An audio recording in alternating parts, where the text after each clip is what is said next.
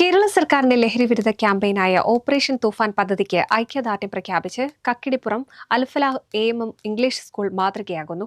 പദ്ധതിയുടെ ഭാഗമായി സ്കൂളിലെ മുഴുവൻ കുട്ടികളെയും ഓപ്പറേഷൻ തൂഫാൻ പോരാളികളായി പ്രഖ്യാപിച്ചുകൊണ്ട് Changaramkulam sub inspector Nasiya M Sahib ലഹരിവിരുദ്ധ പ്രതിജ്ഞ ചൊല്ലിക്കൊടുത്തു. വിദ്യാർത്ഥികളുടെ കായികക്ഷമതയും ഒത്തൊരുമയും വളർത്തുന്നതിനായി സ്കൂൾ മാനേജ്മെന്റിന്റെയും അധ്യാപകരുടെയും നേതൃത്വത്തിൽ പന്താവൂർ പുസ്കാസ് ടർഫിൽ വെച്ച് സംഘടിപ്പിച്ച മിനി ലോകകപ്പ് ഫുട്ബോൾ ടൂർണമെന്റും സബ് ഇൻസ്പെക്ടർ ഉദ്ഘാടനം ചെയ്തു. വിദ്യാർത്ഥികളെ ലഹരിയുടെ വിപത്തുകളിൽ നിന്ന് കായികരംഗത്തേക്ക് നയിക്കാനുള്ള അൽഫലാഹ് സ്കൂളിന്റെ ഈ വേറിട്ട കാൽവെപ്പിനെ ഉദ്ഘാടക പ്രത്യേകം അഭിനന്ദിച്ചു.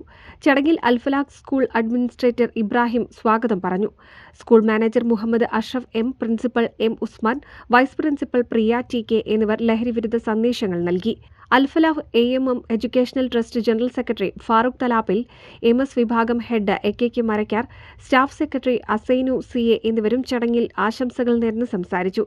ചടങ്ങിന് ഷാഫി വാഫി നന്ദി പ്രകാശിപ്പിച്ചു. അൽഫലാഹ് സ്കൂളിലെ അധ്യാപകരും വിദ്യാർത്ഥികളും ലഹരിവിരുദ്ധ ബോധവൽക്കരണ പരിപാടിയിലും ടൂർണമെന്റിലും പങ്കെടുത്തു. NCV news, Edappal.